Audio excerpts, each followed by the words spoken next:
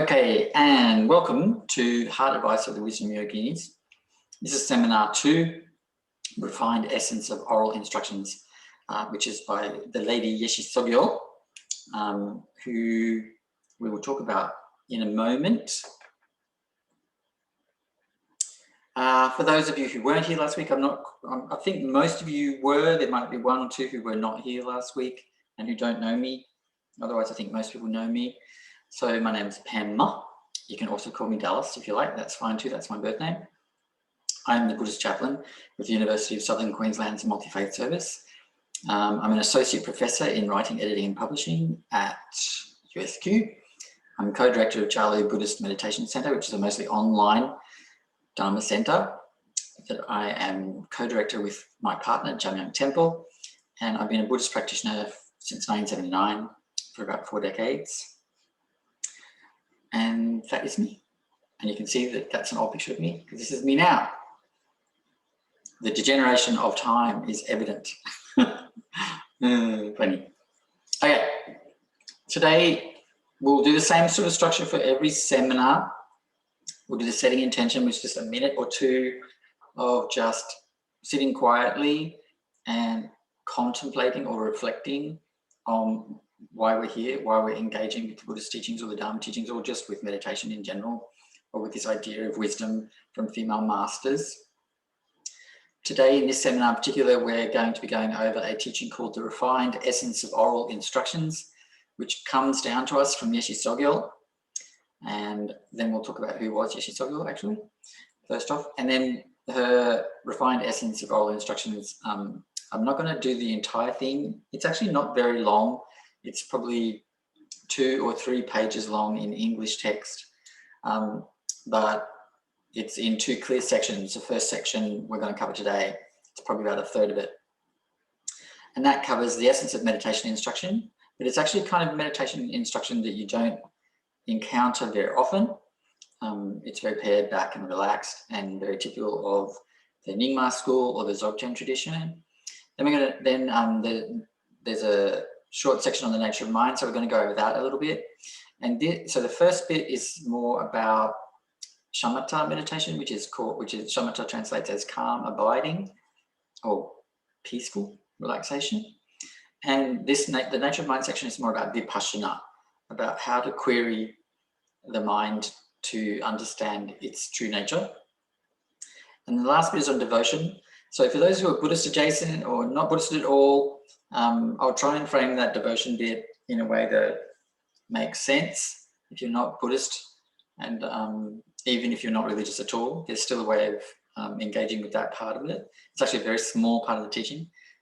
Actually, I think it constitutes 1 line, but I think it's important enough to cover it in detail. And then I'll give you an opportunity to ask questions towards the end or make comments. And then we'll do a little short dedication. We'll have a break in the middle, a short break. So let's just set our intention. Take a moment to consider why we're here. So as a Buddhist, I'm here to connect with the pristine nature of my mind, our mind, so that once we're free of disturbing emotions and a dualistic mind, we can help others to be free as well. So as a Buddhist, that's my intention, but it's totally okay to have the intention of simply benefiting oneself, to free oneself from disturbing emotions. That's cool as well. And while you just sit and consider why you're here. So we're not just like doing a mental check of why we're here. It's actually an adjustment. So we do a mental check of why we're here. Okay, why am I here? And then whatever that answer is, then we go, okay, that's fine. That's good. But I would also like to make this about freeing myself from disturbing emotions and freeing all other beings of disturbing emotions. I think no one who has a heart can argue that the intention to help others is a bad thing. It's actually all, there's no way you can argue that's a bad thing. So we just adjust whatever our reasons for being here are, we just adjust it a little bit so that we make sure it's clear.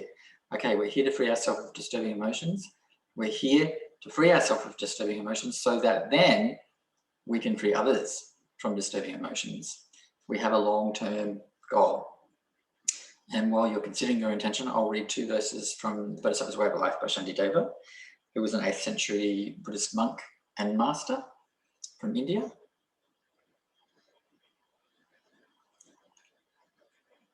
May I be a protector for those without one, a guide for all who journey on the road. May I become a boat, a raft or bridge for all who wish to cross the water. May I be an isle for those desiring landfall and a lamp for those who wish for light. May I be a place of comfort for those who need to rest and a servant for all who live in need.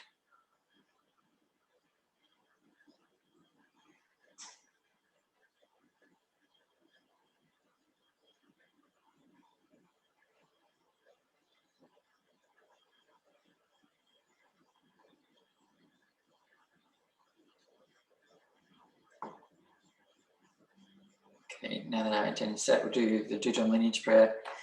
This is really something that I do as part of my own commitments. So if you want to read along with me while I do it, you're welcome to do so. Otherwise, the essence of this is showing of gratitude for any benefit we've received from the Buddhist teachings and showing gratitude for any knowledge or skill we've acquired from our teachers. So if you're Buddhist adjacent, so not actually Buddhist or not Buddhist at all, not religious at all, you can just use this time to just feel grateful that you have the opportunity to learn about the way the mind works and to learn about female masters and thereby learn about your own potential. Pristine Dhammakaya, Padma Amitayas, perfect Sambhogakaya, all holding Padma, manifest Nirmanakaya, lake-born Vajra, please bless my mind, I pray. Emanation of Saraswati, Yeshe Tsogyal, revealer of the 5 expanses, Zilnyon Gepa Tsa, universal Lord, Jampal Deva Nyingma, please bless my mind, I pray. Endowed with blessings and transmissions, Gyeme Nyedon Wangpo, Lord of all 100 Buddha families, Dujong Jojo Lingpa, Root Guru, threefold in their kindness, please bless my mind, I pray. Through the blessings of invoking you in this way, having received the ripening empowerments and with pure samaya, may I perfect approach and accomplishment on the path of generation and completion, and attain the enlightened form of Samantabhadra Padmakara. I'm happy to explain all that stuff later if you guys want to know what any of that means. So this is one of the things I'll be repeating today, just because we've got some people who were here last week who are not here now, and some people who were here now who weren't last week.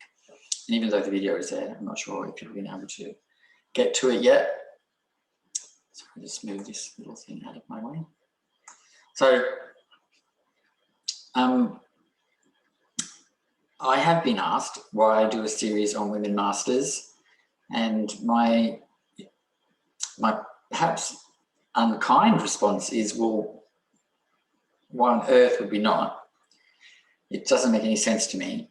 And I've also been asked, well, why are you as a male person doing this? My answer to those questions is kind of the same.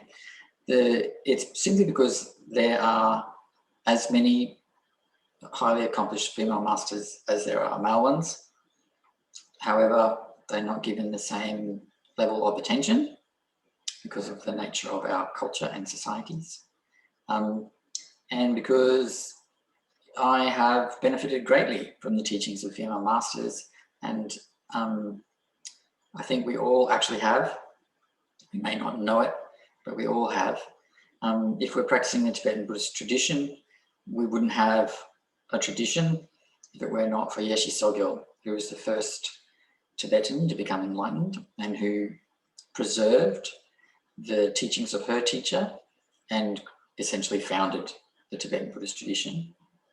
So without a female master who became fully enlightened, she's the first female Buddha from Tibet, we just wouldn't have a tradition in the Tibetan system. So we literally owe our entire practice, everything that we know, everything we do, every benefit we've received to her, and of course beyond her, to her teachers.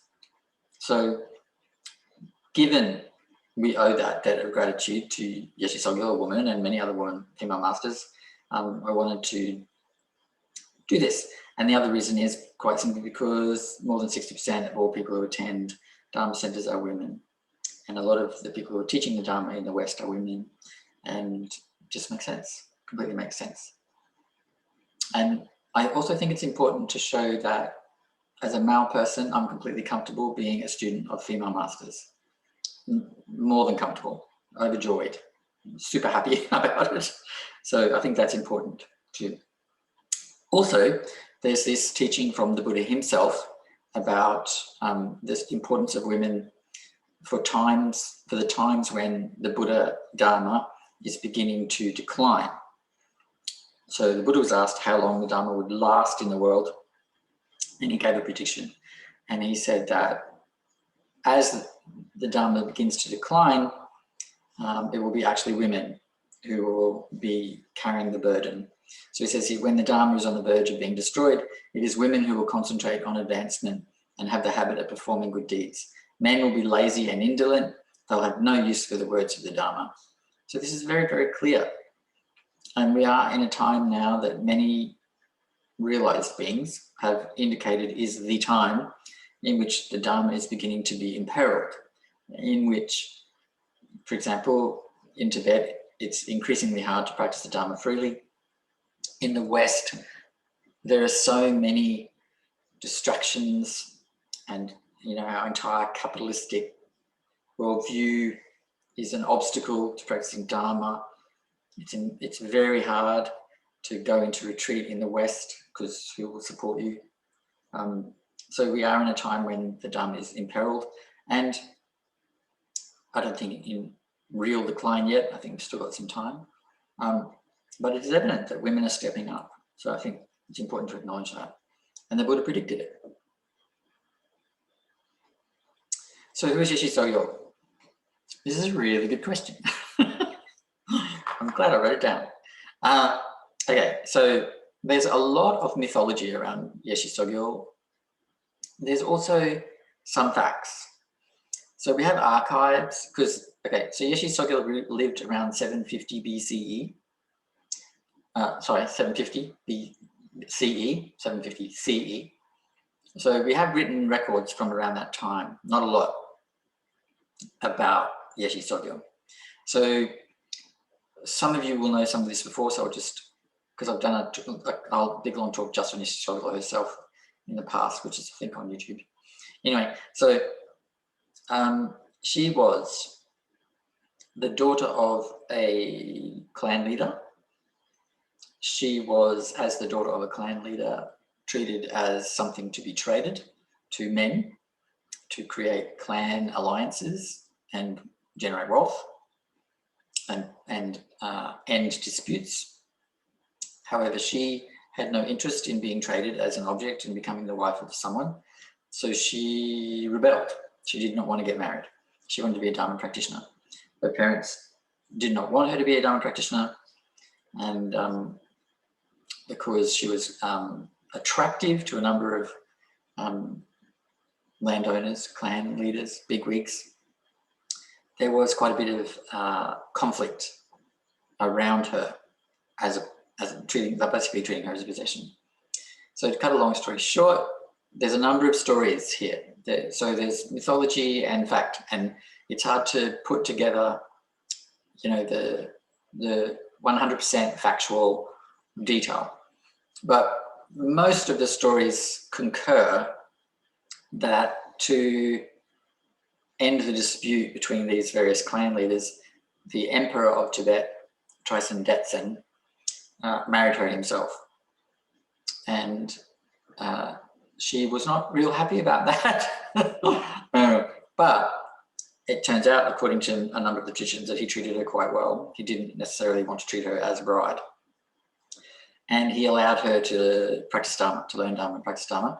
And then when Padmasambhava, who was from Odiyana, which is in northern Pakistan now, that was a Dharma kingdom, when Padmasambhava came to Tibet to establish Buddhism in Tibet, Yeshe Tsogyal really wanted to learn from him, practice with him, and so the king allowed her to do that.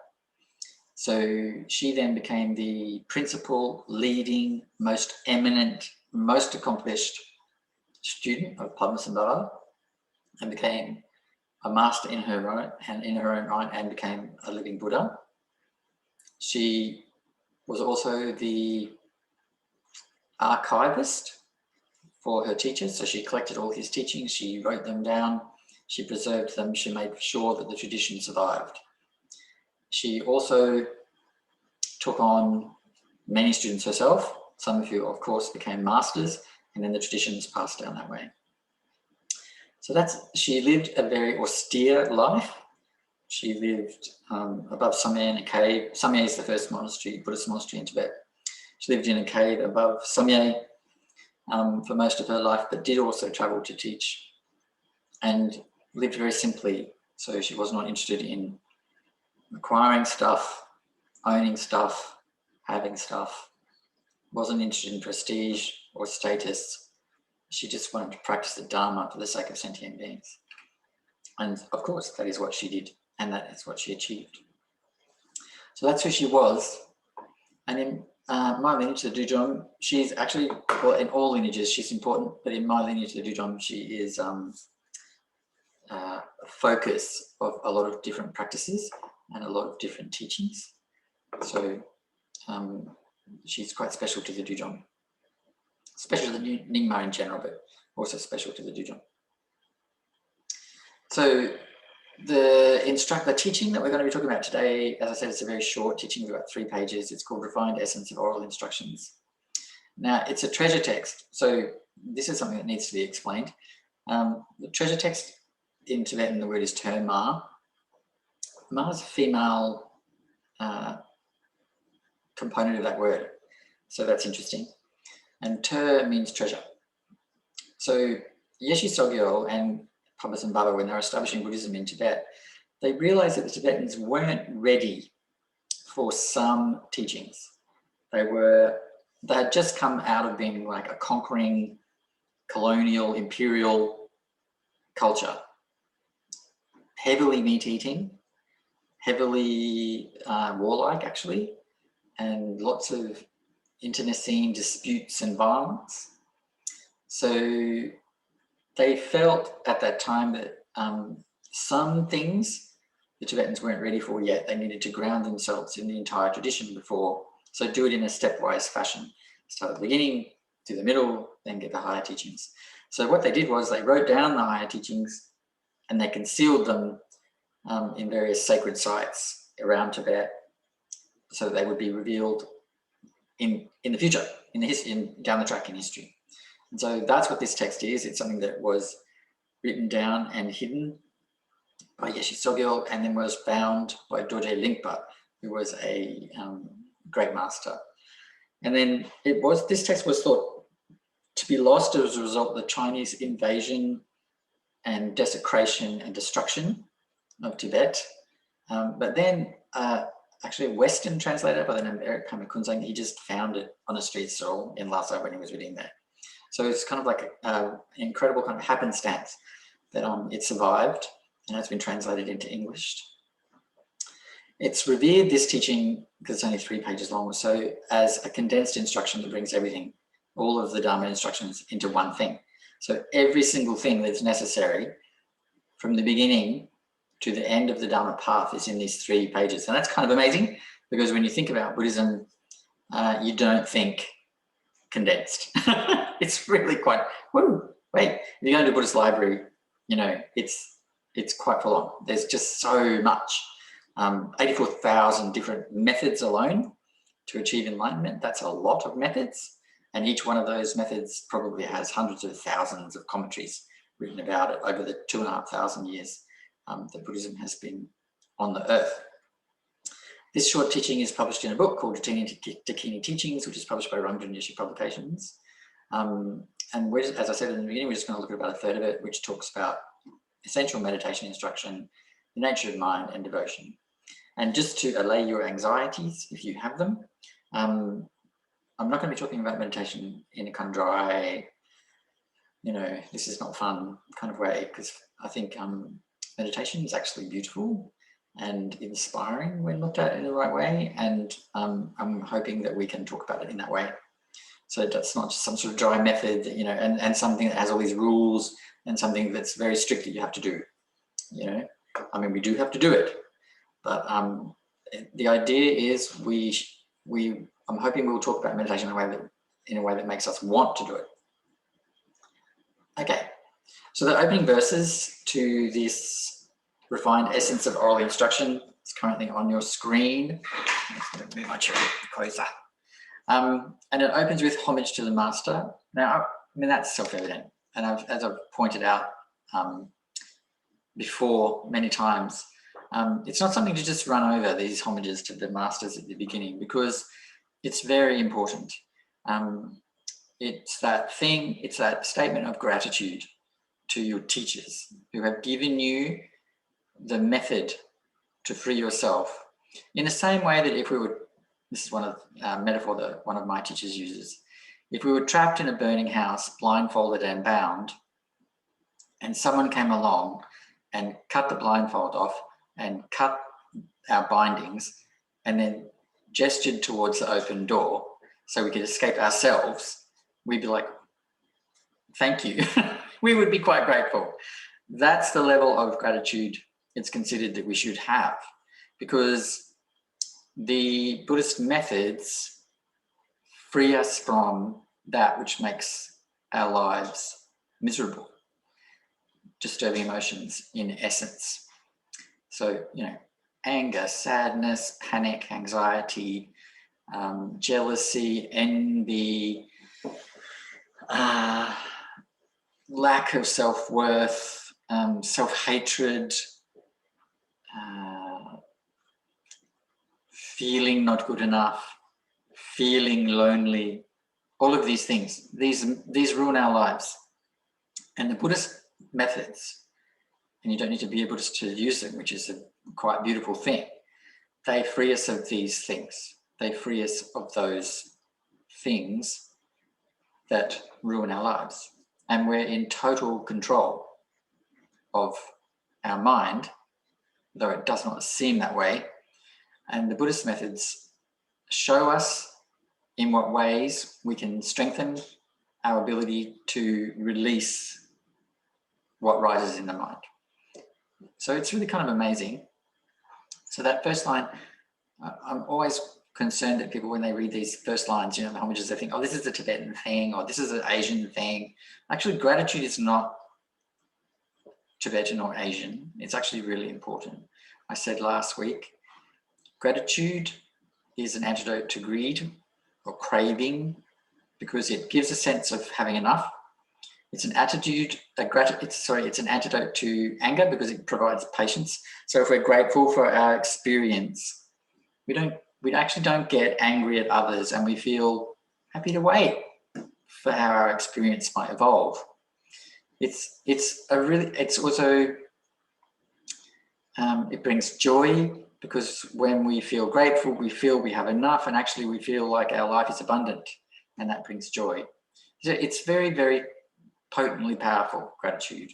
So that's why I think it's important not to ever just sort of go over that and go, oh, yeah, that's some sort of weird Tibetan thing.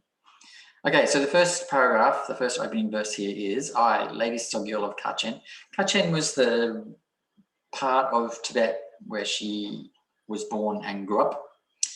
I, Lady Tsogyal of Kachin, served the Nirmanakaya Orgyen Padmakara. So, okay, Nirmanakaya is a word that means the physical body of enlightenment. So we think about enlightenment as having different bodies. Kaya means body. So enlightenment has a light body, literally light, a physical flesh body, and also a kind of an imagined body. So Numanaka simply means the human being who is enlightened. So it's almost like Buddha. It's almost like saying Buddha. Ogyen Padmakara. Now, Ogyen is a shorthand word for Odiyana, which is where Padmasambhava was from. And Padmakara is an honorific name for Padmasambhava. So this is her teacher. I, Lady Tsogyal of Padmakara, or Padmasambhava, was the person who took Buddhism to Tibet in 750. I, Lady Tsogyal of Kachin, served the Nirmanakaya Ogyen Padmakara for many years, accompanying him like a shadow follows a body. When the master was about to leave Tibet for the land of the Rakshas, so Rakshas are cannibals. I, Lady Kachin, having offered a mandala of gold and turquoise and having arranged a tantric feast, a wheel of gathering, implored. So what she's saying here is that she, the mandala of gold and turquoise is actually a little heaped. It's rice with a few pieces of turquoise and some gold dust or something that's been gathered together. And it's put into like a symbolic shape of a mountain, and the mountain represents the universe. So it's mostly rice. It's like 99.9% rice probably, with some pretty things put in. And in offering that, she's essentially saying, I'm offering the entire universe to you, my teacher. And then she's got a tantric feast, which means there's five substances and 5 liquids that are part of a tantric feast. We don't need to go into that because it's not important for us. But there's specific things that are offered that all mean something specific when you offer them to a teacher. So she's done this very formal thing. So it's, she said in the earlier line, she accompanied him like a shadow, but still, after many, many, many years of accompanying him like a shadow, she's still treating him with this respect. She's still doing the formal things when she requests a teaching. This is a sign of her gratitude and her understanding of how important receiving the teachings that will free you are. Because, I mean, we can receive lots of teachings from all kinds of sources, but they won't free us. When you recognize, this will free me, then your gratitude should be equivalent, So we can receive lots of teachings on lots of things, but they might not free us. When we recognize that this will free us, then that's where an appropriate level of gratitude is required. And also it should be kind of natural, our gratitude. So, I often have said in the past, it's better to have, it's better to be honest about where you're at than fake things. So it's better to be honest about where you're at than fake gratitude or fake devotion or fake renunciation.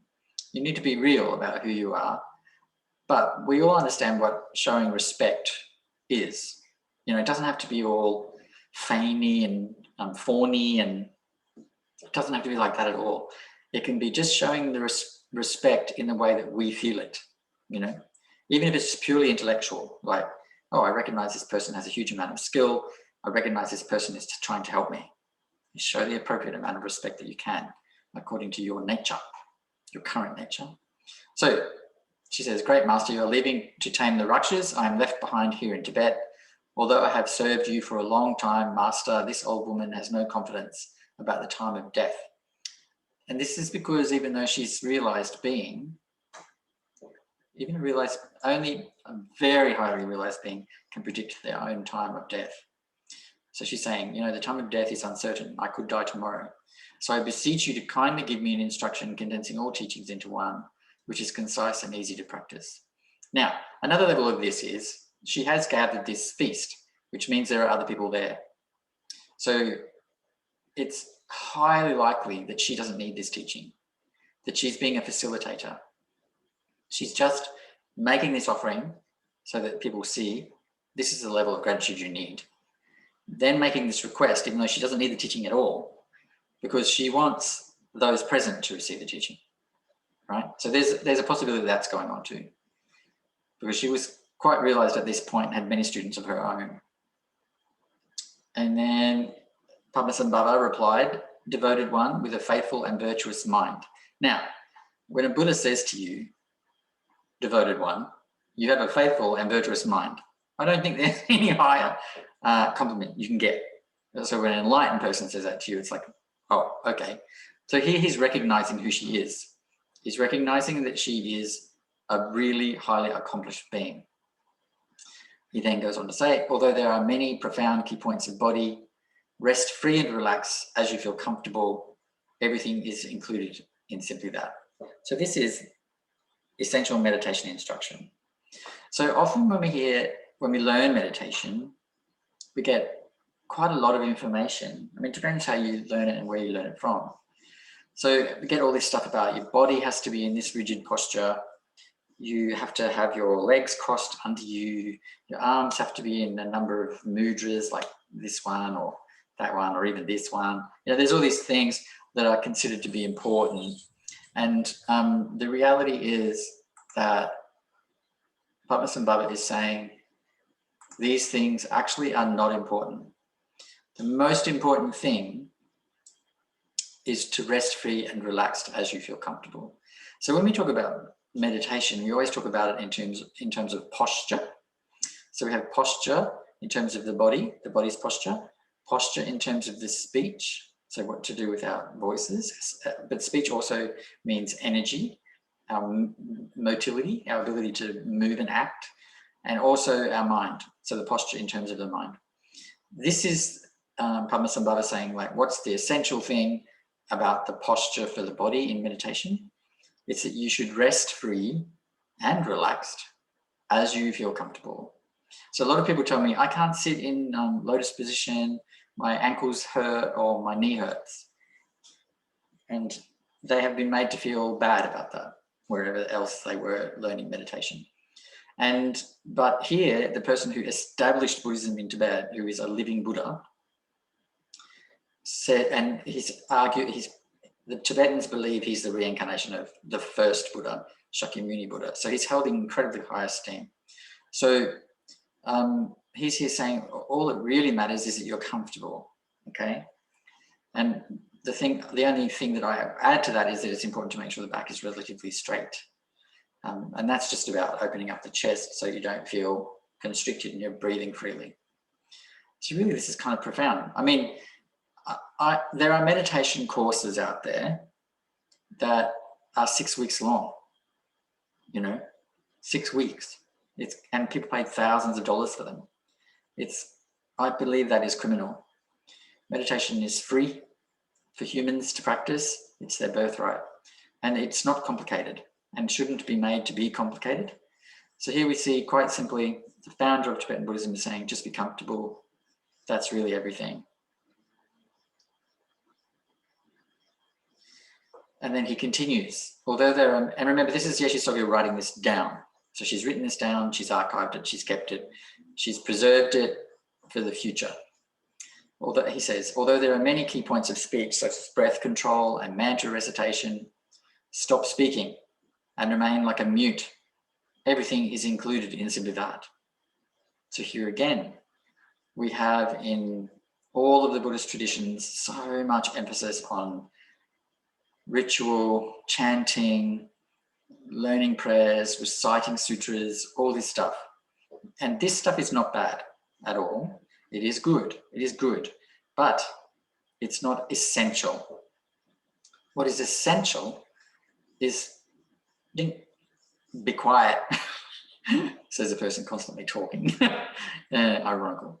So yeah, so when you sit in meditation, you don't need to do mantra, you don't need to control your breathing. There's so many courses out there about, learning to breathe in a different way, learning to do specific kinds of breathing. In Tibetan Buddhism, there's a thing called vase breathing, where you push air down into your belly. There's Vajra breathing. There's all these kinds of breathing. Hundreds of different breathing methods in Tibetan Buddhism. And there's thousands of mantras that you could do. There's mantras for, overcoming illness, mantras for pacifying the mind, mantras for subduing negative forces, mantras for almost everything you can think of. There's a mantra for it. Padmasambhava, who established Buddhism in Tibet, is saying none of that is actually essential. It's fine. Fine. We're not saying it's bad. It's fine. Indeed, probably often good, but not essential. What's essential is just to be silent. And when we say stop speaking, we also mean to be relatively still as well. So remember, speech, when we talk about body, mind, and speech includes energy. So it means also to be silent, but also to be somewhat still. And then he continues, or there are many key points of mind. So this is the posture of mind. So remember, we're talking about meditation in terms of posture of body, speech, and now we're talking about mind. There's many key points of mind, such as concentrating, relaxing, projecting, dissolving, and focusing inward. Everything is included in simply letting it rest in its natural state, free and easy, without fabrication. Okay, so I won't go on to the last sentence, but we'll cover this first one. So these things that he's talking about here, concentrating, relaxing, projecting, dissolving, and focusing inward. These are the components of all the different levels of Buddhist meditation styles. So from Sutra, which also may be called Theravada tradition, to the Mahayana tradition, so Chan and Zen, to the Tantric tradition, so the Tibetan, Bhutanese, Ladakhi, Northern Indian, Mongolian tradition. He summed that up in those few words. So projecting and dissolving. Remember in the lineage prayer that we did at the beginning, I said, may I perfect the generation and completion stages. So that's this, projecting, dissolving. So projecting means to visualize something. Dissolving means then to dissolve the visualization into oneself, which is always a part of the generation and completion stage practices, which is Tantra. You don't need to understand this. And in fact, he's in fact saying, you don't need to understand this. Those things are probably good. In fact, certainly very good for many. But he's saying, Padmasambhava, who founded Tibetan Buddhism in Tibet, they are not essential at all. What's essential is letting the mind rest in its natural state, free and easy, without fabrication. And that sounds very, very simple, and it is very, very simple, but it certainly isn't something that comes naturally to us. Well, actually does come naturally to us. What's unnatural is all this thinking and feeling we do. So sometimes to be natural requires a little effort, ironically. So when he says, simply let the mind rest in its natural state, free and easy, he's saying, don't necessarily do visualizations, don't necessarily contemplate stuff while you're meditating, don't necessarily deconstruct stuff while you're meditating, don't try to block thinking, don't try to encourage thinking, don't do anything with the mind at all, just leave it as it is, just leave it alone. Let whatever rises in the mind rise in the mind, so thoughts, emotions, and sensations. Often in meditation teaching, they neglect emotions and sensations. They just talk about, thinking. And possibly that's because of the translation of that word into English. But thinking, thoughts, emotions, and sensations are all in Tibetan Buddhism called thinking, because they're all mind objects. So, that sensation, Tibetan Buddhists would call thinking. It's a thought object. So if the knee is sore, if the back is sore, if the shoulders are sore, that's considered to be thinking. The sensation is a part of the dualistic mind. So sensations are not leaving the mind naturally as it is. So to dwell on them, to worry about them, to enhance them. So there's many pleasant sensations that arise in meditation, or particularly in breath work and stuff like that. There's very pleasant sensations that can arise. Padmasambhava is saying they're fine, but they're not essential.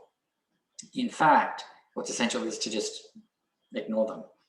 Just let them come if they come and let them go if they go. Don't try to produce them. Don't try to chase them. Don't try to hang on to them.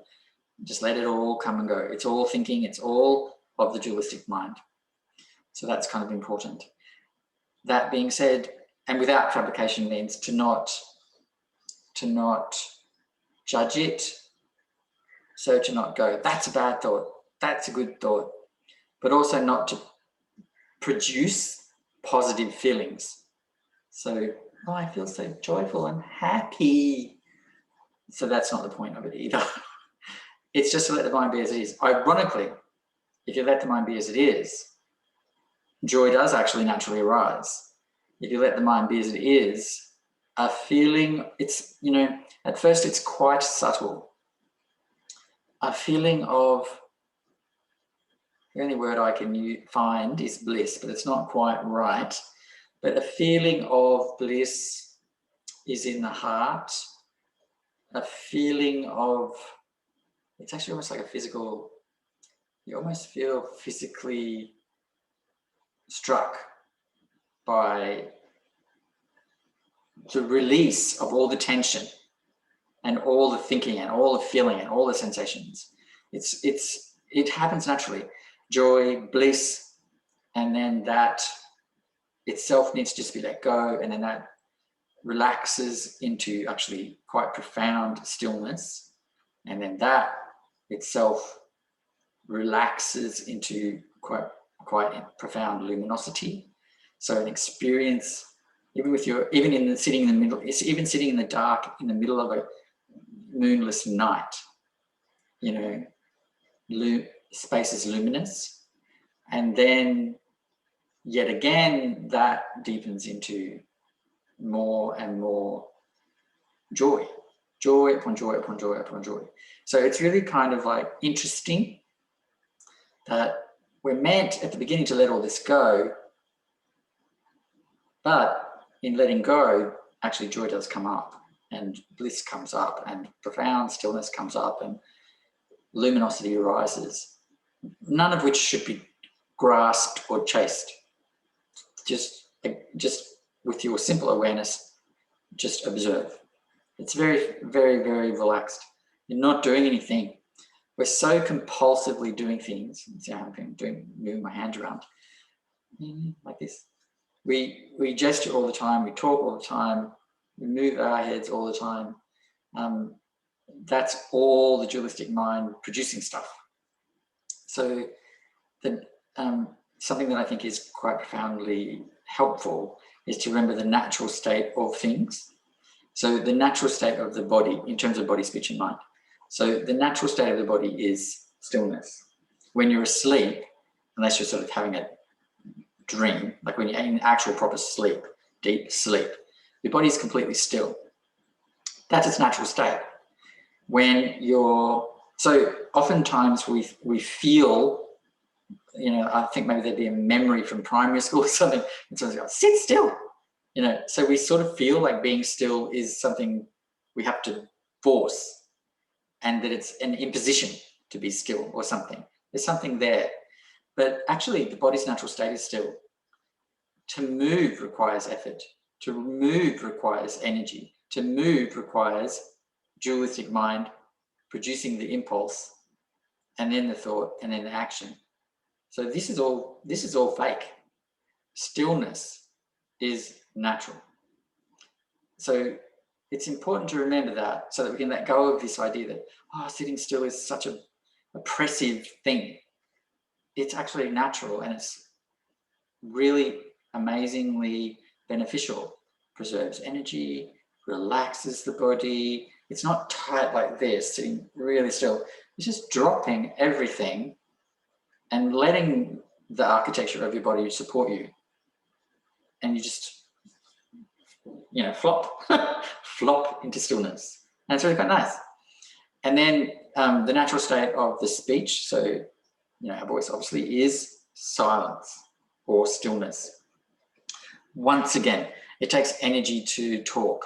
It takes energy to speak. It takes energy. And also remember, when we say speech, we're talking also about our volitional capacity, our ability to move. And run about and, you know, digestion, all these things that are moving in the body, that's all under the category of speech. So when we drop that, when we just sit in silence, our energy actually settles. They're connected. They're all connected, body, speech, and mind, actually. So, but our energy settles when we're quiet. So I'm not sure if all of you know, but my partner, Jalu, is in the middle of another retreat. This one's 3 years long. And so we have enforced periods of silence to preserve that retreat. So the only time really where conversation happens is an hour. It used to be just 2 hours, but now it's 3. An hour between 5:30 and, oh, hang on, between like, oh no, it's like a half an hour or so, between, you know, 5 and 5:30, and then between 7:45, it's quite precise, and 9:30. So those are the times we talk, if we want to, and sometimes we don't, you know. So the rest is silence. Obviously, I'm talking away because I'm not in retreat. And the benefit of that silence, even though it's not total, we're still talking, it's profound. It deepens everything else we do. You know, I recommend try it. Have an hour of silence every day. Tell everybody, this is not about me trying to block you out. This is not about me trying to withdraw from the world. This is not about anything. This is about me wanting to be settled and calm, and just set the time and let everybody know. Between this time and that time, I shall not speak. Even if you, sometimes I forget and I go, and I go, oh. But you know, if you are in the vow of silence, you just don't respond to people talking to you. You can, you know, do a little bit of head thing to let them know that you're being silent. So try it. I think, you know, an hour of silence every day is, you know, it accumulates its benefit. So, and obviously, as we've just been talking, the natural state of the mind is also stillness. It requires an external, this is hard for us to understand and accept, an external stimulation to think, to feel emotions, to have sensations. These are all outside our true nature. Our true nature is stillness. So remember last week, I'm not sure if I did actually last week, but we talk about mind in terms of ordinary mind, dualistic mind, and pure or ultimate or absolute or true nature of mind. 2 aspects. One is called Sem, which literally translates as mind. And that's a dualistic mind, thoughts, sensations, and feelings. And then the other one's called Rigpa, which is pure, unadorned awareness, which is always here with us, but totally obscured by Sem, by a dualistic mind. I used the metaphor last week of the sun and the clouds. The clouds are dualistic mind or Sem, and Rigpa is the true nature of mind. And once you sit in stillness, the clouds part, dissipate, vanish, the sun's shining luminously. So that awareness, the true nature of mind is always there. It's nothing fancy, it doesn't have to be built or made, and it is the Buddha nature.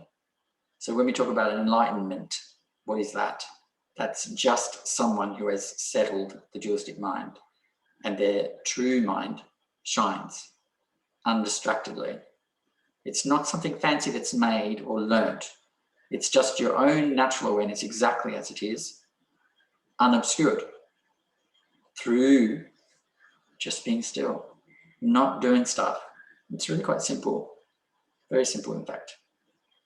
So, and then here's the rub though. Yeshe Tsogyal records that Padmasambhava said, but the mind doesn't remain quietly in that state. And we're all going, yeah, I know, because we know that, we know it doesn't. So, and this is the thing, the habits that we have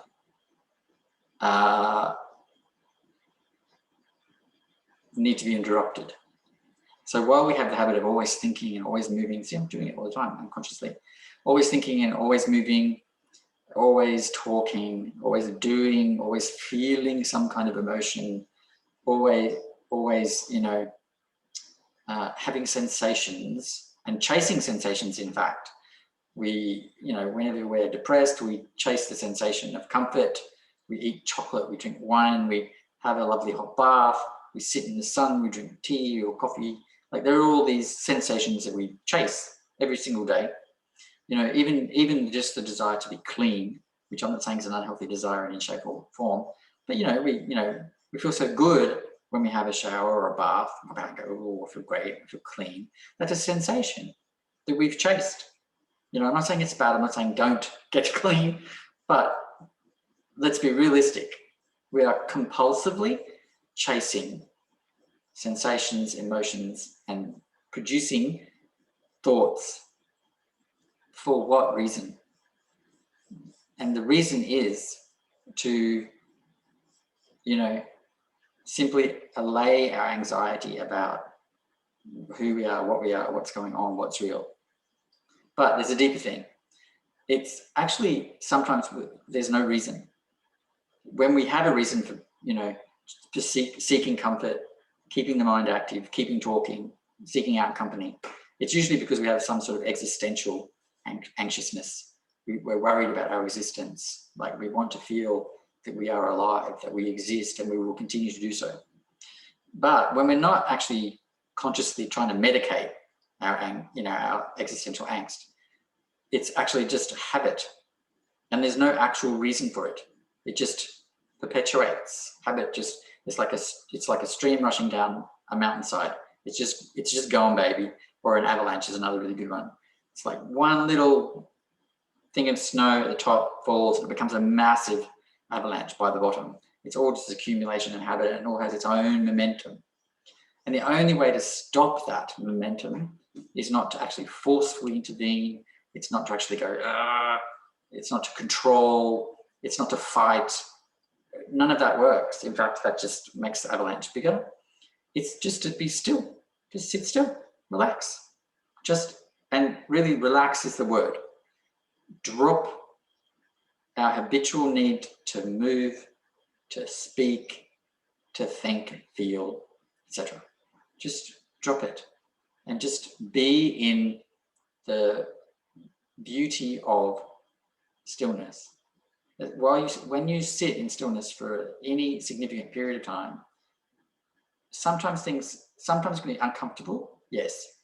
Sometimes it can be unsettling, yes. But if we persist, it becomes joyful, Definitely there are things about spiritual practice that are unsettling, definitely. Facing reality is not fun. It can be quite triggering.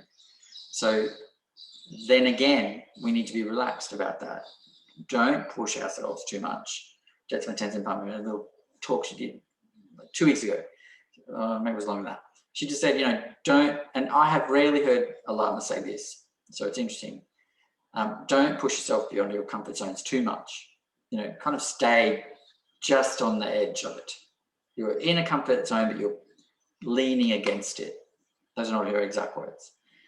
And this is really true, because if you push your comfort zones, you can set yourself back. So you lean relaxedly on the comfort zone and let it naturally kind of move, rather than trying to break it down and push. It's a much more appropriate way of doing it. But as Padmasambhava says, but the mind doesn't remain quiet in that state. This is so true. And so when we're sitting in meditation, what do? We know that that's true. We will become distracted. The essence, the benefit of meditation is found in returning from the distraction. So quickly you recognize the distraction is part of your meditation. It's a meditational tool. It's deepening your ability to stay relaxed, to stay focused on whatever you're focused on, your meditational object, usually your breath, but it can be something else. So every time we are distracted, we bring ourselves back, and that repetition, it creates it creates a neuron, and then we have more and more and more neurons for just going, no, okay, fine, see you later. And this becomes natural then, And that's just it. There's no movement now, because there's so much neurological change, you know, there's so much brain matter now that's just about remaining still, that it's natural, it becomes natural. And after that, when it physically becomes natural and cognitively becomes natural, then the true nature of mind starts to show, which has nothing to do with the brain. Mind's actually a different entity, but the brain process helps that. So when Padmasambhava says, but the mind doesn't remain quietly in that state, there's an antidote to that, to the distraction, which is to treat the distraction as a tool in your meditation, and just whenever you discover that you've been swept away by thought, you gently bring yourself back. So you're just resting on your awareness. It's really very simple. Okay. The nature of mind. So remember when I've mentioned a few times that there's two aspects of mind. While we're in a deluded state, there's two aspects. Once we become realized, there's just one aspect. And yet, external stimuli are still happening. And so sensations rise and thoughts will be, you know, created. But now they're the ornament of the true nature of mind. They're just adorning it.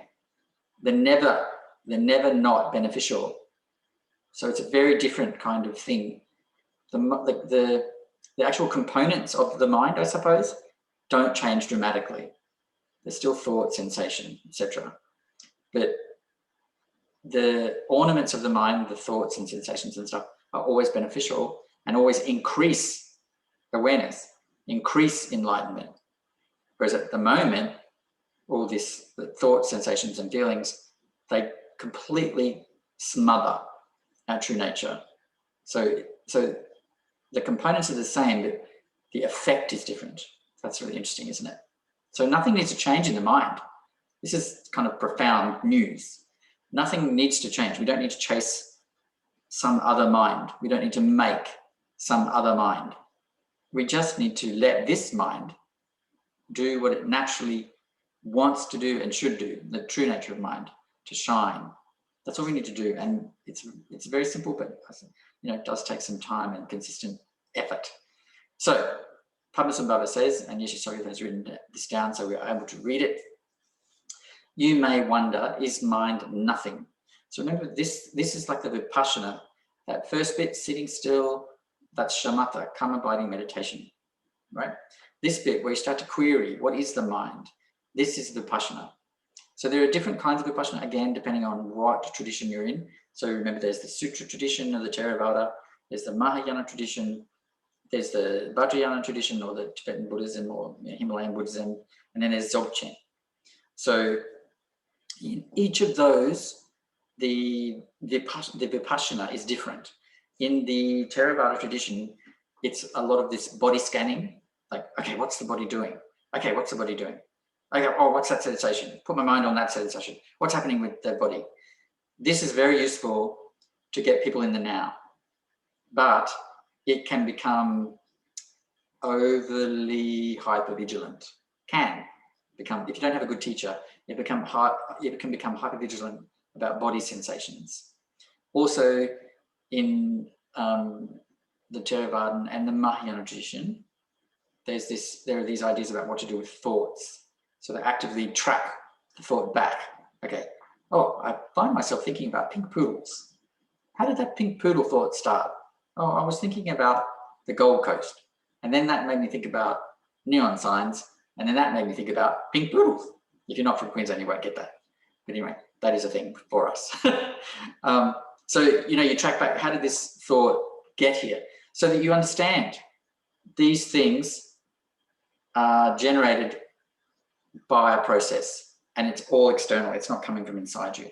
The point of tracking them back and investigating thought is so that you understand it and you are no longer under the impression that they're natural to you and that they somehow mean something. That they're not natural to us. They're completely stimulated by the outside.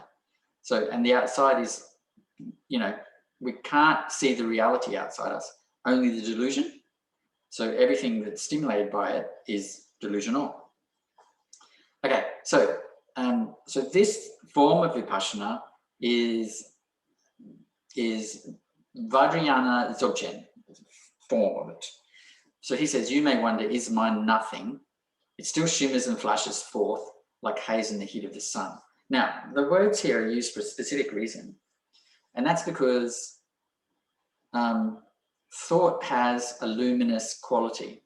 So when you meditate and you start, and thinking starts to diminish, there is sometimes a sense of dullness or darkness, particularly if you're meditating with your eyes closed. And when thought comes, there's this sense of light. It's a very interesting thing. So he's using these words for a reason. It's because when we achieve realization, thought, emotions and sensations become the luminous manifestation of our true nature, which is different to what they are now, which is obscuring our true nature, a shadow on our true nature. So he's alluding to that here. You may wonder, is it something? It has no color or shape to identify it, but is utterly empty and completely awake. That is the nature of mind. Now look, this is a very condensed nature of your mind teaching. So we'll take a break and then we'll come back to it because it's 3-ish, and then we'll go over this. But what we need to know for now is that there's a series of questions you can ask in your meditation session that help you to recognize the true nature of your mind, and that's what he's giving us here. Right, so it's according to my clocky, it's 3:12-ish. So we'll break for 5 minutes and then come back, or little over 5 minutes is fine. So, and then we'll come back, and then we'll, there's a little bit more content to talk about, and then there's question and talking time. All right, so I'll just pause this video. Okay, so we're back from our break and recording's resumed. And so we were talking about, just as a minor reminder, even though it's only been a second-long break in the recording, every level of Buddhism, or every type of Buddhism, level is probably not the right word, every type of Buddhism has a different approach to shamatha, which is calm abiding sitting meditations, what we call in our tradition silent sitting. They also have their own version of vipassana, which means vipassana is translated into various things, but insight meditation is usually how you see it translated, or how you see it described, insight meditation, because it's about gaining insight into the nature of things, nature of the mind principally, but also the nature of things. Now, so there's sutra, and that's the Theravadan tradition, which is dominant in Thailand, Burma, Sri Lanka,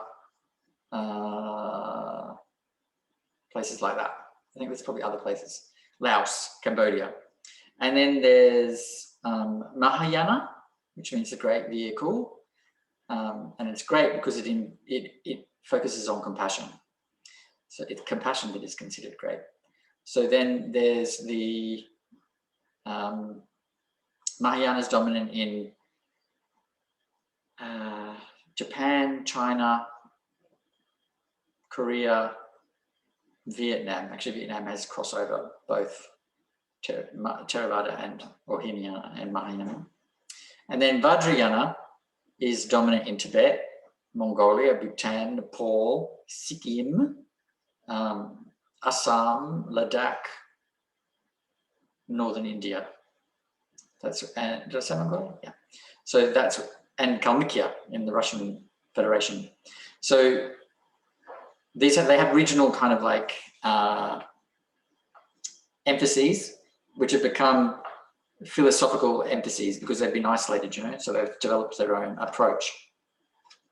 And then we have Dzogchen, which is an outflowing of technically of Vajrayana, but we have evidence of the Dzogchen type thinking, or Dzogchen style thinking, or Dzogchen style practice in Mahayana, particularly in Chinese and Japanese Zen. So we see it there. And also we see something very similar to Dzogchen in Hindu Advaita Vedanta, and sometimes Shaivism as well. So what we have here is Padmasambhava giving us a Vajrayana / Dzogchen form of insight meditation. So in insight meditation, you become aware of what's going on in the body. You pay attention to what's happening. If there's a feeling, you feel it. You don't push it away. You don't judge it. You just feel it. But you also, you become aware of what thought does, how it's working, what's going on. Sometimes there are these exercises to track thought back. Sometimes there are these exercises just to be aware of the thought, understand its nature. So these different levels of meditation, we have shamatha, calm abiding, vipassana, insight meditation, but then in the Dzogchen system, we have another two things, which I'm not going to necessarily talk about because it's probably not okay, and it's something for proper Dzogchen master to teach. But I just can give an overview. So there's a thing called trekche, which means thorough cut, and or total relaxation, I've heard it translated to, which is nice. And trekche, Tsogyal, which means leap over, which implies jumping over a bunch of stuff to get to enlightenment. So these things, shamatha, vipassana, trekche, Tsogyal, so they're the only four types of meditation, essentially, that are essential to enlightenment in terms of the Dzogchen tradition. But we can leave Tsogyal apart because it's something altogether different. In terms of shamatha and vipassana and trekche, essentially they have the same foundation in terms of posture of body, speech, and mind, but the object of the attention, or what you place your awareness on, is a better way of putting it, changes. So with shamatha, the object of our awareness is either the breathing or an external thing. So it's something that we can place our awareness on. So if it's an external thing, usually it's like traditionally a pebble or a stick, but mostly it's the breathing. The reason they use a pebble or a stick is because you can just throw that away when you move on to a different kind of meditation. Whereas if your object is the breathing, that's always with you, and it can be a bit more, take a bit more relaxation actually to move on from always being aware of that. So in vipassana, our awareness is no longer on these objects that are technically outside the mind. So breathing's outside the mind, and those images are outside the mind technically, because really nothing's actually outside the mind in terms of our perception. Anyway, but then the object of our awareness in vipassana becomes, in this sort of Tibetan style, becomes thoughts themselves. So in vipassana, we put our awareness on the thinking. This doesn't mean to entertain it or follow it. It simply means to be aware as it rises, just let it rise and then let it dissipate. But to be aware of its nature. Thoughts rise, crest or peak, and then dissolve of their own accord. We need not do anything to them for them to do that. The same is true of emotions. The emotions rise because of an external trigger. Now, an external trigger can be our memory. So memory is considered also external to our true nature. It's sort of technical, but that's the simplest way to put it. So memory can also trigger emotions, but usually the memories are triggered by something external to the mind, something external to the mind. So in vipassana, we put our awareness on how these things rise, how they abide, is the word we use. So how they stay while they're in the mind, what are they doing, and where they go. And we ask a series of questions, usually. And usually shamatha and vipassana then become things that you do together, not things that you do separately. In our tradition anyway, we do them together. So we would contemplate the fact that thoughts, remember in vipassana, our awareness is, our object of meditation is thinking. So our awareness is on the thinking. So we sit in whatever posture is comfortable and we ask, where do thoughts come from? And pause. And because we should have started with shamatha, we know how to relax everything, to drop into stillness, to just be in the now, be with ourselves. So we ask the question, where does thought come from? And we wait for an answer. Sometimes the mind will throw up answers, but the really interesting thing is that everyone, even without any meditational ability, when they ask, where does thought come from? They miss the answer because the answer is non-verbal, because the answer is they don't come from anywhere. So you need to feel this. It's not like Jeopardy, you know, or a quiz where I've just given you the answer to the question. You know, the answer is actually they don't come from anywhere. So, but you need to feel this, and to feel it, you need to actually investigate yourself. So you need to ask, you need to sit in your meditation posture, you need to rest, relax a bit, then ask. So you do a little bit of shamatha, right? A little bit of calm body meditation.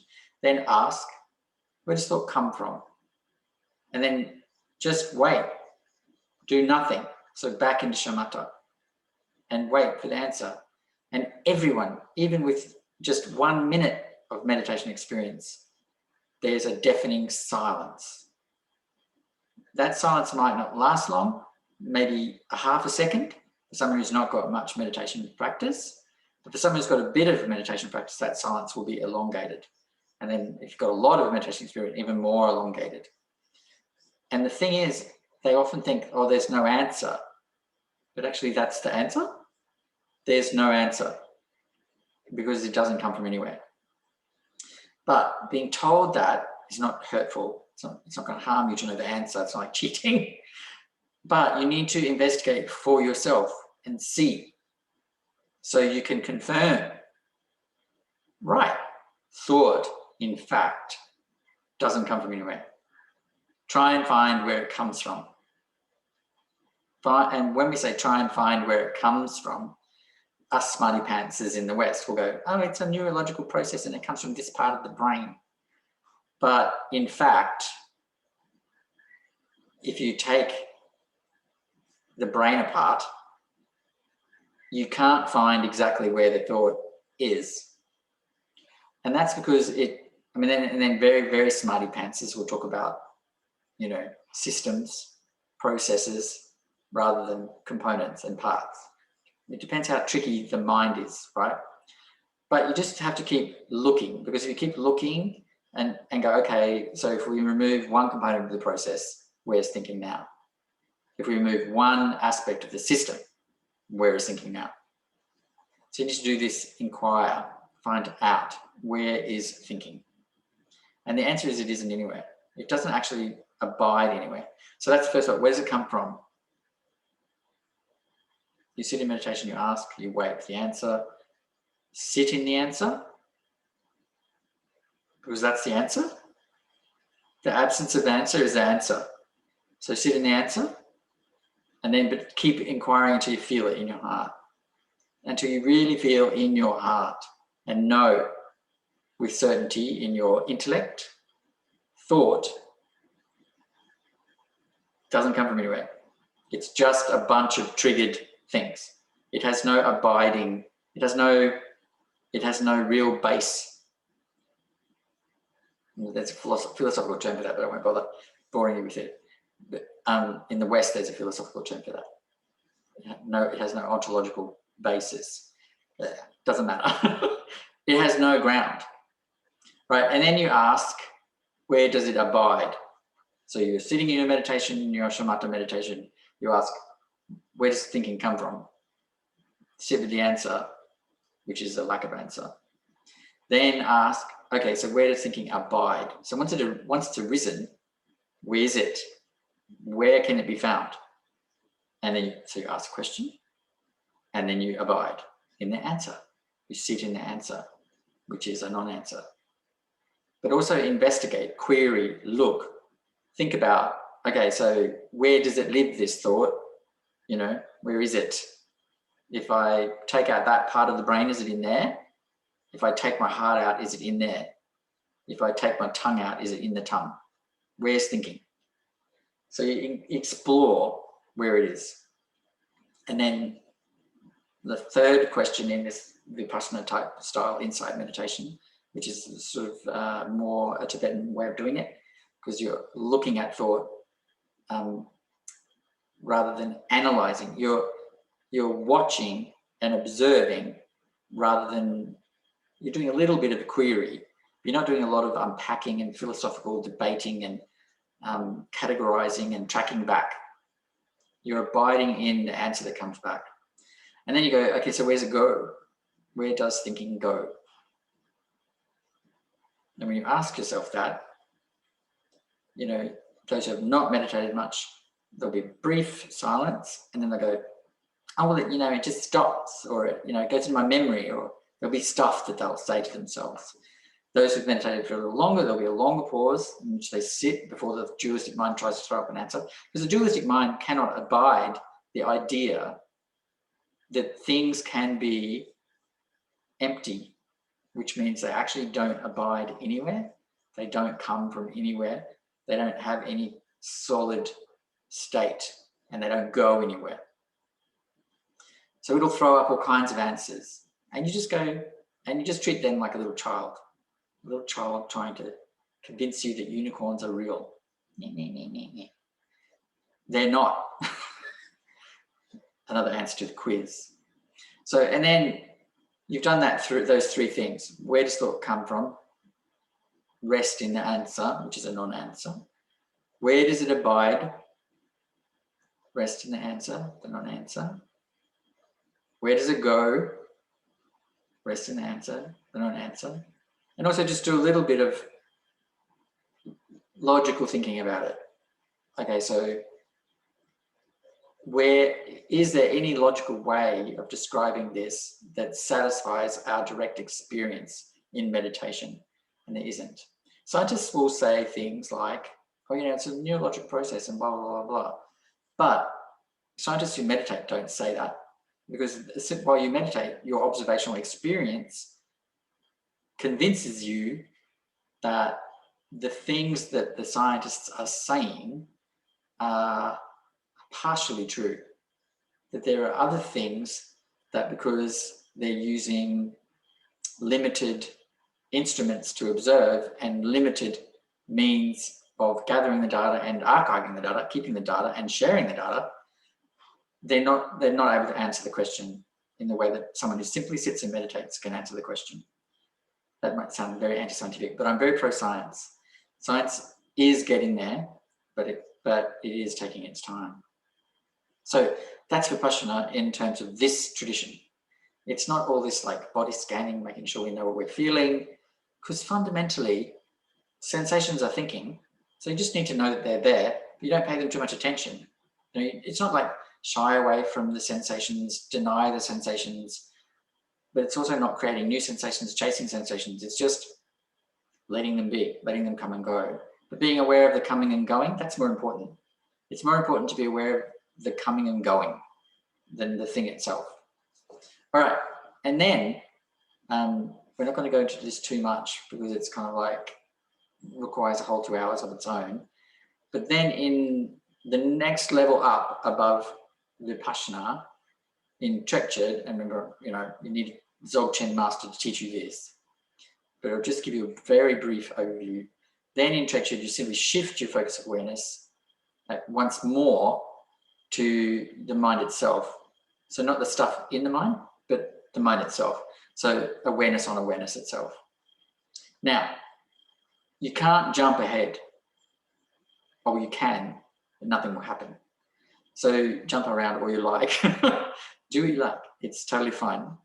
But without shamatha, and it's considered you need at minimum 3 months full time, so that's 4 sessions a day of 4 hours of shamatha with a good teacher to be grounded in shamatha.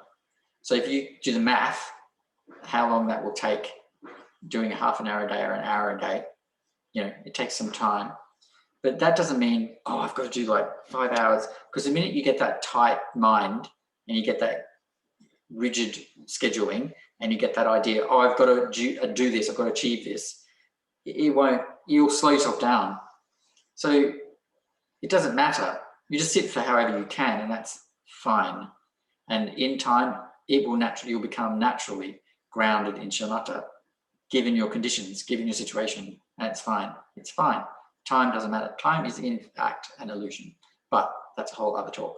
So now, then, then once you've got that grounding, you go to Vipassana, you start asking these questions. You can start asking these questions now. It's not going to hurt you, but you will get not much out of it. You probably won't feel the truth of those answers in your heart. You'll notice the silence, but you won't feel it. So do the shamatha. You can ask these questions with your shamatha if you like. That's fine. There's no rules about that. But the grounding in shamatha will mean that the insight part, the flash of lightning in the darkness of night, right, won't come without the mind being still. So you need that first, the stilling of the mind through shamatha. Then you'll have a realization of the impermanent and empty nature of thoughts, thinking, through Vipassana. And then, again, you need a Dzogchen master to teach you this, but then you go to Trekchid, and then you turn your attention onto the mind itself. You can turn your attention to the mind itself at any point. It's a simple thing to do, but there'll be no benefit. The traditional metaphor is like feeding a 1-month-old baby a steak. Let's say yak steak, which is horrific, poor yakkies. The baby will choke, and will not thrive. So that's the metaphor they use to describe what it's like to try and do something like Trekchid before having done shamatha and Vipassana. These things, and again, our whole Western thing about, I want it now, I want to be a Dzogchen practitioner now, I want to do it now, I want it now, is in fact the problem. If we could just be grateful for the level of teachings we have, the level of practice we have, it will ironically happen. It's all linked. The gratitude, the patience, the lack of expectation, it's all linked. So we just be where we are, be in the moment we're at the place we're at, with the conditions we have, and it will happen. This is guaranteed. It's guaranteed. We don't need to be grasping and chasing about it at all. At all. It will happen. So he says that is the nature of your mind. What's he saying is the nature of your mind? The answer that I was talking about. When you ask those questions, the non-answer is the nature of your mind. Dudjom Rinpoche Mayo Lama says, I'm paraphrasing here, when you simply look at who's looking, there's your answer. So when you abide in those answers, when you sit in those non-answers, there's not much there. There's no fireworks. There's no profound change. It's just simple awareness. It's already there. Buddha nature is already there. You don't need to fancify or become smart or become saintly or anything like that. All you need to do is stop doing and rest through shamatha, and then and then look to the true nature of thinking through Vipassana, and then you'll get a sense, okay, I've been told by Padmasambhava and Yeshe Tsogyal in this little teaching that the nature of mind is that silence in the answer, the non-answer answer. So you get an inkling, that's the true nature of the mind, but you won't feel it until you've got the grounding in shamatha, you've done Vipassana for a while, and you never drop shamatha, you keep doing it, and it will evolve naturally, and there'll be a moment when you ask, You know, where do thoughts come from? Where do they go? Where do they abide? Where do they go? Where you are struck, and struck is a good word, by the complete illusory nature of our thoughts, feelings, and sensations, and how they are not at all even a fraction of what we really are. So, and I pointedly said what there, not who. The who is our problem. The what is our liberation. So we'll move on now to the next little bit. Padmasambhava says, through Yeshe Tsogyal, having recognized it as such, to become certain about it. So recognize what? The nature of mind as such. To become certain about it, that is the view. So now this is actually, he's talking about the Dzogchen here. When we talk about the Dzogchen, we always talk about view, meditation, and action, right? It's always divided up into those categories. So he's saying to become certain about it, to become certain about the true nature of the mind, that is the view in Dzogchen. So there's nothing else. So in some systems, we have these complicated philosophical positions about emptiness, and they can be very convoluted and highly scholarly and very dry, actually, sometimes. In Dzogchen, there's just this. The true nature of the mind is the only philosophical view we need. That's it. And that's not something you learn. It's not something you are given. It's not something that you have to acquire or buy or build or make. It's with you already. All you need to do is let the dualistic mind settle, and it will be evident. And then resting in that, that's the view. That's a philosophical view that you have to adopt, which is almost like a non-philosophical view. It's just resting in things as they are. To remain undistracted in a state of stillness without fabrication or fixation, that is the meditation. We've already talked about that. To simply let the body be still, allow the body to be still. So that's different to saying make the body still. It's allow the body to be still. Allow the body to be in its natural state, which is to be still and relaxed. Allow the speech to be still, silent, which is its natural state. Allow it to be relaxed. Allow the mind to be in its natural state, which is still and silent and relaxed, clear and lucid as well. So it's to allow, not to make, not to force, not to do. To restrain yourself from not letting the natural state be as it is. There's a little restraint required, but there's no force, there's no rigidity. It's very gentle, a very gentle approach. In that state, to be free from clinging attachment, okay, so the thing about fabrication or fixation, that's about producing states. So in Tantra, we'll often produce visualizations and states, you know, and then dissolve them, etc., etc. In this particular mode, we don't do that. There's none of that. It's just let the mind be as it is. Don't tamper with it.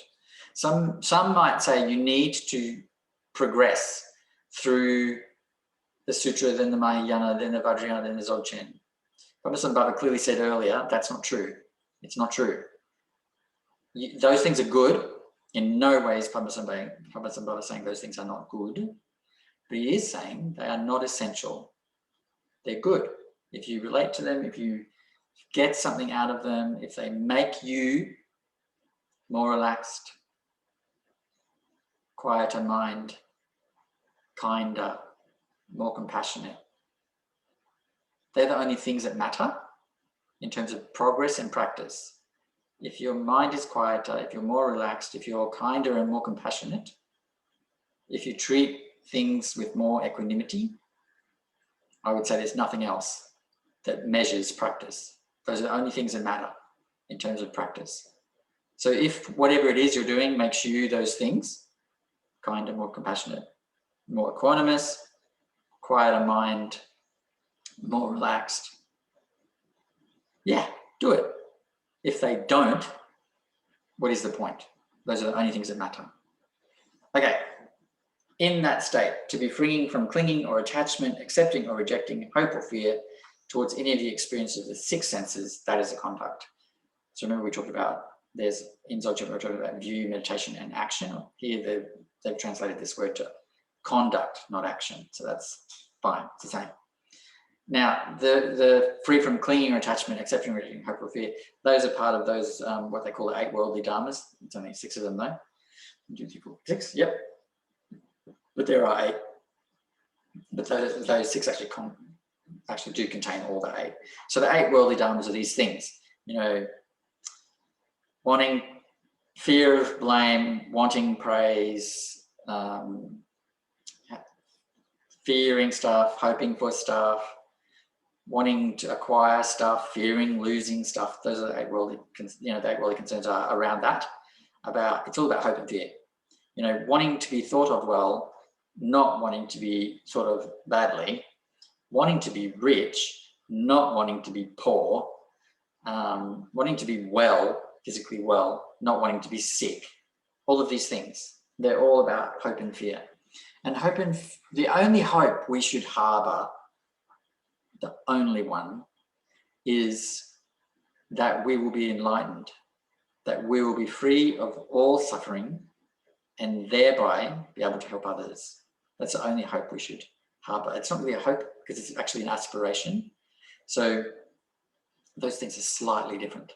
So that's the only thing we should wish for, really. It's okay if we don't yet have that mind, but that's what we work towards, to be completely free of suffering ourselves first, because we can't do anything for anyone else until that's achieved, and then to help to free all other beings, every single one, no exceptions. Can't leave certain people out, can't leave certain animals out, certain insects out, certain creepy crawlies out. You know, every sentient being we want to free from suffering. Okay, so in this system, which is the Dzogchen system, Padmasambhava is saying, even though we have this very high view, which is the nature of mind, which is ultimate emptiness, which is, you know, which points to the kind of illusory nature of everything, even though we recognize the illusory nature of everything, we still live with very high ethics. We do our best. It's not like we beat ourselves up if we ever tell a white lie, or we accidentally, you know, eat more than our share of the Doritos. Something I did yesterday. Funny. So, you know, so there's a very high view, but a very grounded approach to life, to living, to dealing with sentient beings. And then he basically says, that's it. Recognize the true nature of mind and become confident that that simple awareness that you see, experience in your meditation is it. Become certain of it and stay in that state. That's everything. Plus, abandon hope and fear and treat all beings ethically. It's a very simple path. You don't need all this other stuff around the traps, around the edges. So we're really running out of time. So I'm going to go over this reasonably swiftly because I did sort of talk about gratitude at the beginning. So this is and remember there's more to this teaching, which we might revisit another time, not necessarily in this seminar series, but whatever doubt or hesitation occurs, mentally call on your master for help. I'll read through this whole thing and then I'll just pick up a few points in the time that we've got left. Don't remain in places of ordinary people. Practice in seclusion. Give up your clinging to whatever you are most attached to, as well as to whomever you have the strongest bond with in this life, and practice. Like that, although your body remains in human form, your mind is equal to the Buddhist mind. So there's a couple of things happening here. He's linking devotion to renunciation and then linking that to the true nature of mind, the Buddha mind, which we call Rigpa. So that simple, ordinary awareness, it's always there, but obscured by thinking, feeling, and sensations. So now this is an interesting thing. there is a reason why, but devotion, which is not sycophancy, it is not slavery to someone else. It is not, oh, I'm awful and terrible and you are wonderful and great and perfect. That is not it. Devotion is boundless gratitude for having been given the methods to be free, right? It's also profound respect for the commitment of the teachers, and I'm talking about proper teachers, not me. So proper enlightened beings, realized masters like Yeshe Tsogyal and Guru Rinpoche and the Buddha. These are the people I'm talking about. So, and profound respect for their commitment to sentient beings, for the sacrifices they make for sentient beings. So with Yeshe Tsogyal, she lived in isolation, no possessions. Her clothes at one point were falling off of her as just rags. She ate very little. All she did was practice. She was very committed. The Buddha did the same. Padmasambhava did the same.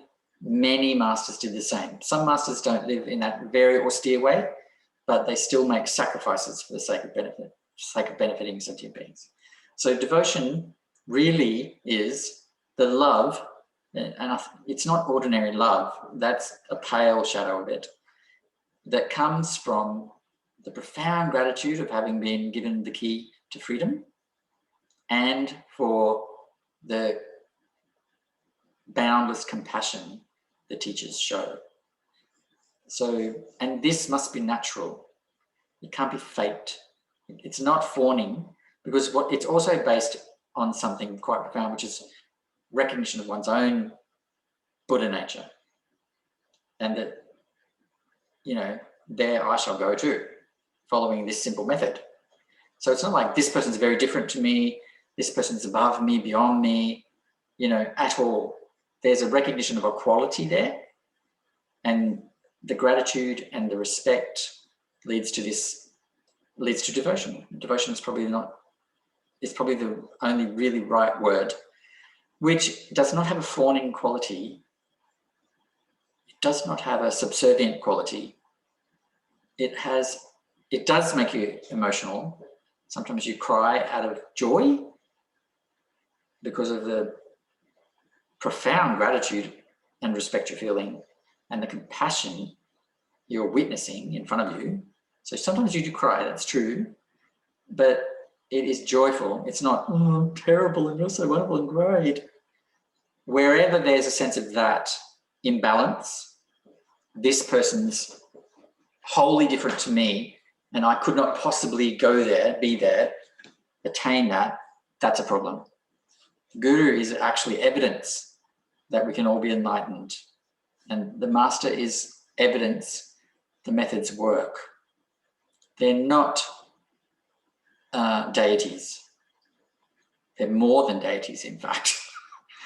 Deities are really nothing compared to what they do. They're human beings who sacrifice everything, holding nothing back for the sake of others, and have diligently applied the practice and have become completely free, and then from that point dedicated their entire lives to making sure other people can be free too. It's really amazing, but it should be natural, it should be faked.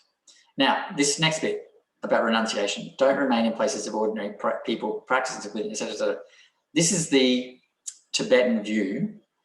It's not a wrong view, but in our contemporary existence, it's a difficult thing to achieve.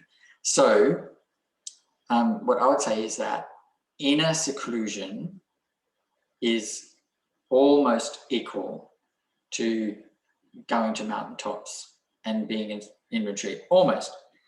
Inner seclusion means simply withdrawing from the mind's chatter and not engaging with what's going on.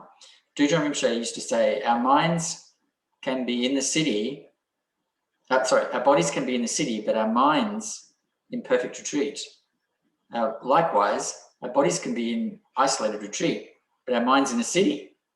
You know, so it's actually not about this. It's about inner seclusion, inner retreat. So, and what is that about? That's about not deeply engaging with or entertaining endless hopes and fears, endless attachments and cravings. And the main antidote to that is sit, quieten it down. That's the main attitude. And then, you know, your body, though a human body, will contain the mind of a Buddha. It already does, technically, but that potential will be liberated. It'll be evident. It'll be manifested. Okay, so that's that. So without Yeshe Tsogyal, we would not have anything. I mean, the profound contribution she's made to the world is understood by Buddhists practicing the Tibetan tradition, but not really understood by anyone else. And I think even in the Tibetan tradition, though she's revered, you know, and seen as a living Buddha, sometimes her practical contribution to our lives gets turned into a religion, you know, like they treat her like she's some kind of deity. But she was a human being like us who became a Buddha, who taught others, and as a result, many others have become realized down through the 1,000 years since she lived. So, and we have her contribution in our hands. We can take what she has, everything she had, she gave. And sometimes like people say, oh, you know, why are often people teaching like Yeshe Tsogyal, but it's always what Yeshe Tsogyal's teacher said. This is because Yeshe Tsogyal was so profoundly accomplished that she had no sense of herself anymore. So she never thought of herself. She never constructed her teachings as this is from me. It was always what she'd learned. Her gratitude, humility, and profound realization are evident in the fact that she kind of disappears in these teachings. So, and she's considered to be one with Guru Rinpoche, not separate. So Guru Rinpoche is an affectionate title for Padmasambhava. So she's considered to be one with him. So equal to, but also one with. Their minds became the same, which is the ultimate goal of devotion. One's mind becomes the same as one's teacher's mind, fully enlightened. Okay, so questions or comments? I'm not sure if you guys know how to hold your hands up in the Zoom thingy jiggy, but feel free to do that if you want to ask questions. Evelyn, go ahead. I'm just a little confused because can you hear me? Yeah, I can hear you. I'm just a little confused that the teachings today about sort of, you know, not forcing thoughts and just abiding in them. It's just like the teachings of last week about compassion and about intent. Because I had a recent thing where I was angry with someone, but every time I felt the surge of anger, I was trying to replace it with compassion. I was thinking of that drunken elephant metaphor parable you told. Yeah. That they were just kind of like this wounded animal lashing out. And but I still felt the anger, and like the counselor I'd had last year had said, look, it's okay to feel anger. It's a natural emotion. It's a signal that your boundaries have been crossed. What matters is what actions you take from that anger. If you use it to lash out or whatever, but if you just see it as what it is, that it's anger and it's a signpost for you, but don't let it overwhelm you. That was what she recommended. But anyway, I was feeling this anger overwhelm me, so I kept trying to instead of feeling anger towards this person, I kept sort of trying to feel compassion, like just send out love to this person. And it was like my body and my mind or whatever, they kept flipping back and forth, but I just kept pushing to feel the compassion, because I was thinking of the intent, like you were saying, Yeah. that Okay. So, I was sorry, angry. this is a question. I didn't want to harm them. So I don't know, is it, yeah, I don't know, question, comment, but I'm just confused with today about the whole thing of don't force things. Yeah. Okay. So is it okay if I talk a little bit about that? Yeah, I've finished rambling now. You're not rambling. You're making yourself understood. So I'll just mute because there's a bit of wind noise or something in the background there. So, okay, firstly, the advice you got from your counselor is probably quite good advice. So in Buddhism, we don't teach to repress emotions because that actually makes them stronger. So now, but that does seem like a bit contradictory, because when you're saying, you know, you want to have the intention to be beneficial to sentient beings, but at the same time, anger and envy and things like that, they do rise. And now you're told, well, you know, just kind of relax and don't do anything. So in essence, if we had some practice at relaxing, when anger rose, we could simply observe it and relax, and it would dissipate naturally and it would be gone. But because we don't have practice, a lot of practice at simply allowing emotions, because, you know, all thought, emotions and sensations, they rise from an external trigger, they peak, and then they dissipate of their own accord. They just go of their own accord. And the way of speeding that up, so the dissipation, speeding that up, is to relax. When we focus on the anger and identify with the anger and become swept away by the anger, not that I'm saying you were doing that at all, you're actively trying not to do that, not to be swept away, which is admirable, then the anger will dissipate very quickly. So what what I'm saying to you is that you did the right thing. You're attempting to let go of the anger and shift into compassion. What I'm saying is you did the right thing. But so remember, we talk about levels, sutra, mahayana, etc. So the one approach to anger is to switch it out for compassion. Now, that takes practice. So you did the right thing, but because we don't have a lot of practice, sometimes it's not as effective as it could be. So, you know, in time, that will be more effective, you know. So it's like we need to make sure that when we're applying something and it's not necessarily working, we don't think, oh, it's because the method is flawed. It's also not because we're flawed at all.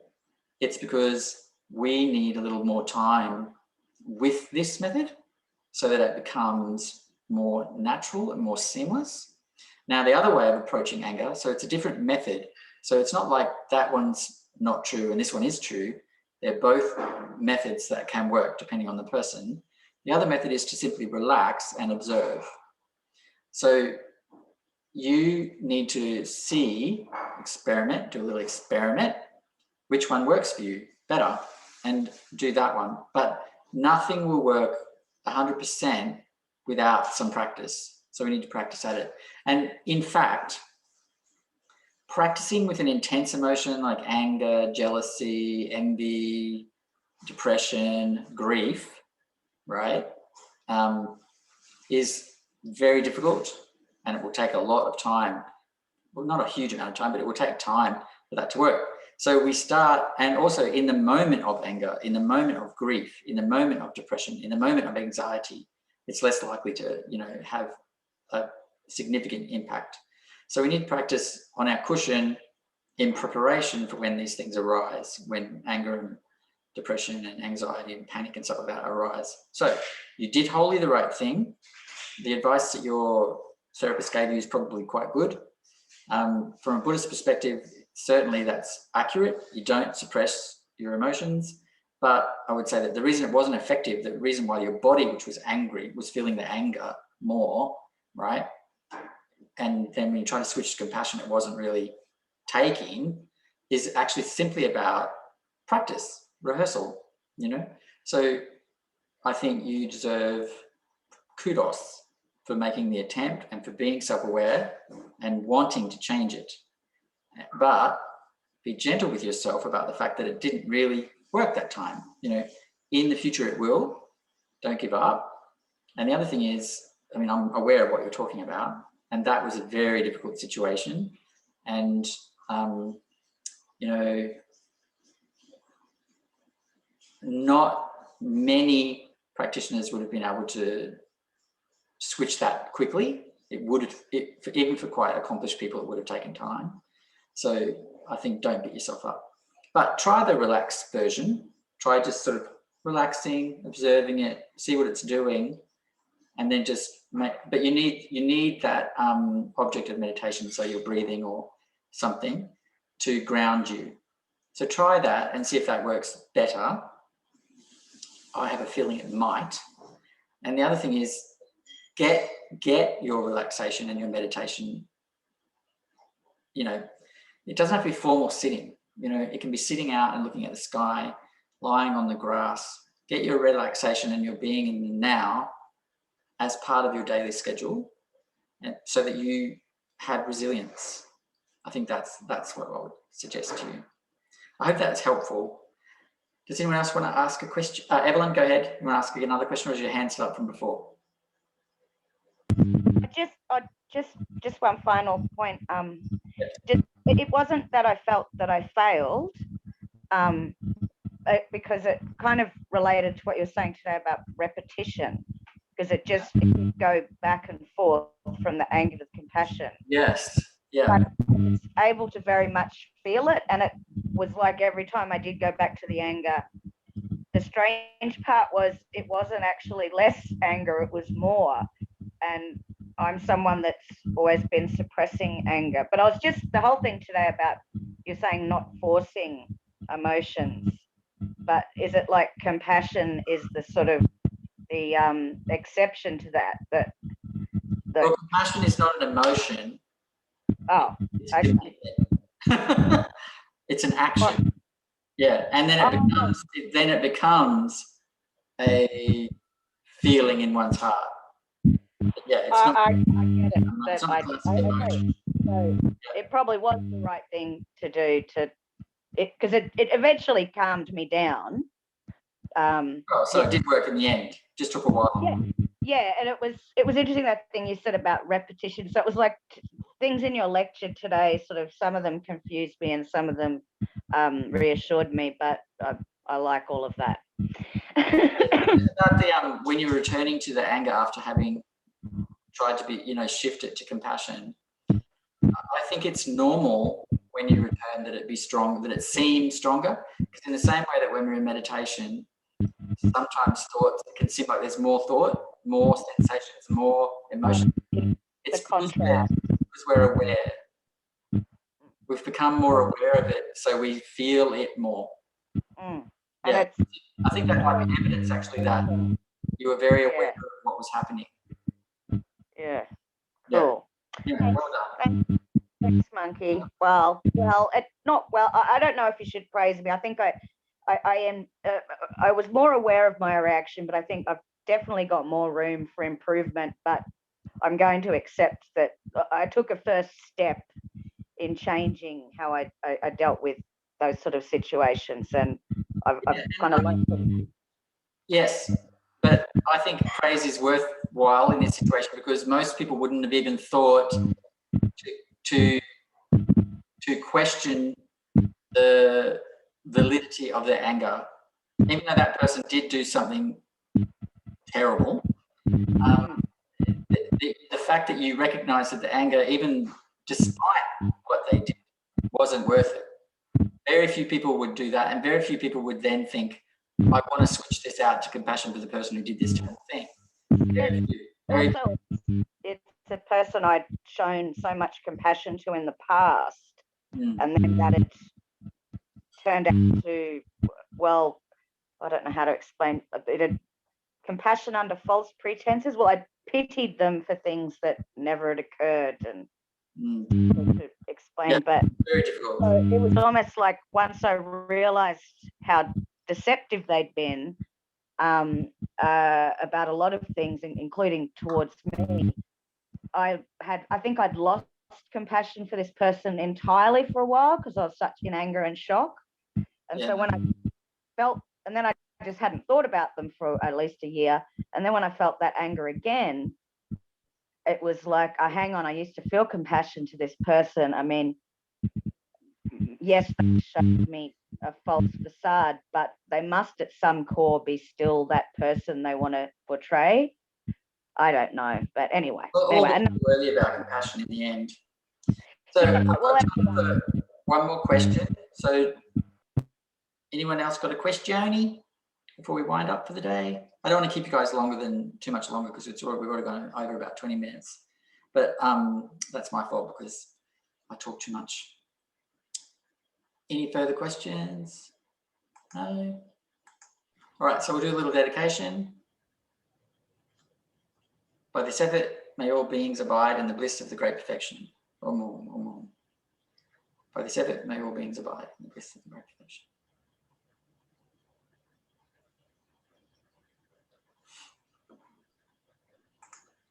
Okay, thanks everybody. You guys can talk now if you want. Thank you. Thank you. You're welcome. Bye. Thanks, Pema. Thanks, everybody. That was great, very informative. Thanks, everyone. Bye. Bye. Thanks, Evelyn, for being the only person who asked a question. It takes some courage to ask questions in this setting.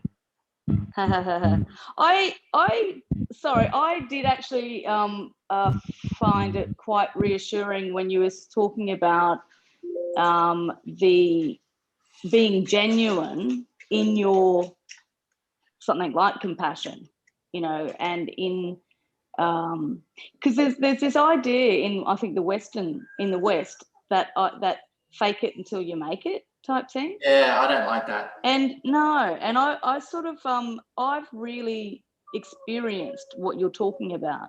So because I find it, I can't be fake. It's almost impossible. And sometimes I had felt like, oh, am I supposed to, you know, do that? And then eventually it becomes natural. But through practice, it actually shifts, you know, like it actually comes. Yeah. And I think by faking it, you're muddying the waters. You're sort of like, you're making it too hard to know whether that's your authentic self or whether that's you trying too hard. Yeah, that's right. Yeah, it puts another layer over. It's like adding to the problem. Yeah. Yeah, that's right. Yeah. So sometimes fuel to the fire. Yeah, and you can definitely see that certainly people who are attracted to, you know, Dharma or religion in general, that's a big what do you call that? Like a hurdle in front of them a bit, because, you know, because everyone can